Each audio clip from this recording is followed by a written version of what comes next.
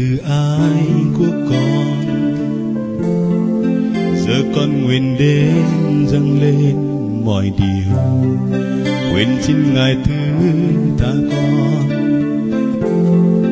vì con đã chối bỏ Cha nhiều lần, tìm thu vui ở thế gian, chạy theo vật chất công danh hư hoại, nguyện xin Ngài thứ tha con, tình yêu Ngài phối chế con từng ngày, xin nhắc con luôn thuộc Chúa, xin thêm quyền năng giúp con chiến thắng dòng đời, xin khiến con nên con người mới, con trong thời Cha đấng ban chiến thắng từng ngày. Ngài là Chúa năng quyền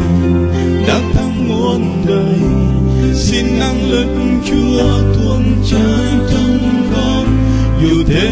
gian này muốn cuốn lôi con hoài, nhưng con nhờ Chúa chiến thắng luôn luôn. Lạy Cha từ ái của con, giờ con nguyện đến dâng lên mọi điều, nguyện xin Ngài thứ tha con, vì con đã chối bỏ Cha nhiều lần, tìm thu vui ở thế gian,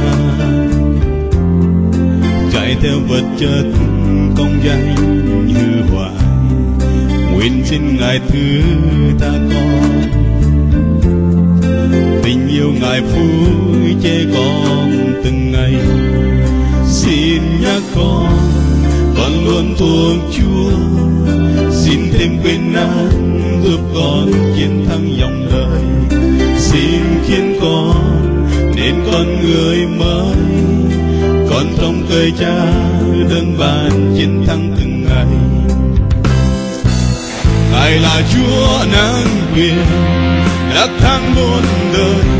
xin năng lực Chúa tuôn trải trong con,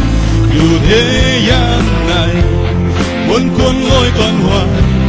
nhưng con nhờ Chúa chiến thắng luôn luôn.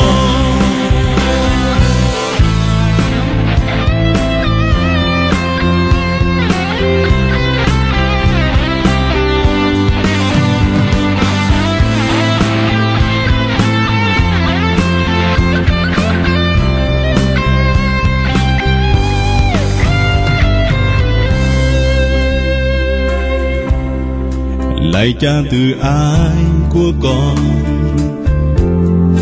giờ con nguyện đến dâng lên mọi điều, nguyện xin Ngài thứ tha con, vì con đã chối bỏ Cha nhiều lần, tìm thu vui ở thế gian, chạy theo vật chất công danh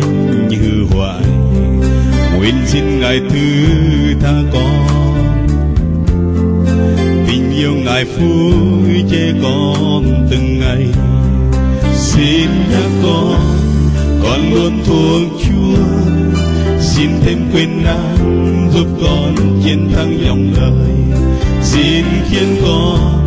nên con người mới, con trong cơi Cha đấng ban chiến thắng từng ngày. Ngài là Chúa năng quyền đắc thắng muôn đời, xin năng lực Chúa tuôn trải trong con, dù thế gian này muốn cuốn lôi con hoài, nhưng con nhờ Chúa chiến thắng luôn luôn. Ngài là Chúa năng quyền đắc thắng muôn đời, xin năng lực Chúa tuôn trải trong con, dù thế gian này muốn cuốn lôi con hoài, nhưng con nhờ Chúa chiến thắng luôn luôn.